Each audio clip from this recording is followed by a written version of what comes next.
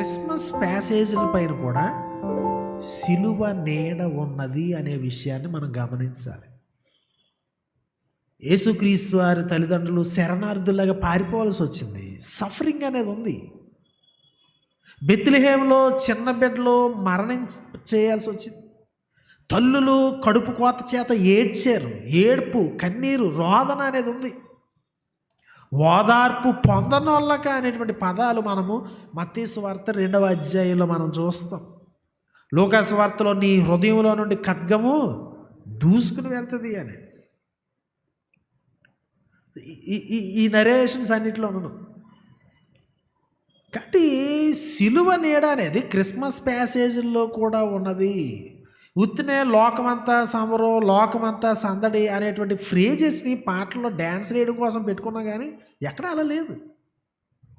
సర్వలోకమునకు సంతోషకరమైన శుభవర్తమానం, సందడి కాదు అది. క్రిస్మస్ ప్యాసేజీల్లో చాలా ప్యాసేజీలు ఈ స్ట్రగుల్, పెయిన్, ఇద్దరు యవనస్తులు వారి యొక్క వైవాహిక జీవితంలో ఎదుర్కొన్న పెయిన్ మనకు అక్కడ కనిపిస్తుంది. అదే చిన్న విషయం కాదు. వాళ్ళు డిసిషన్ మేకింగ్లో స్ట్రగుల్ అయ్యారు, ప్రయాణాలు చేశారు, ఇబ్బందులు పడ్డారు, శరణార్థుల్లో పారిపోయారు. వాళ్ళ యొక్క ఉద్యోగాలు, సద్యోగాలు అన్నీ కూడా ఇబ్బందికరంగా తయారైనాయి.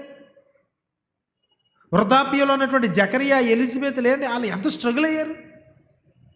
మనుషులలో నాకుండిన అవమానమును తొలగించడానికి దేవుడు ఎలాగో చేసిన ఎంత స్ట్రగుల్ అయింది లైఫ్ అంతా ఆమె. సో కాబట్టి క్రిస్మస్ను మనము ఈ సిలువ నీడ నుండి తీసివేయడానికి మనం అర్హులం కాదు. అంటే క్రిస్మస్ అనేది ఎలా సెలబ్రేట్ చేసుకోవాలో సిలువని అడగాలి మనం.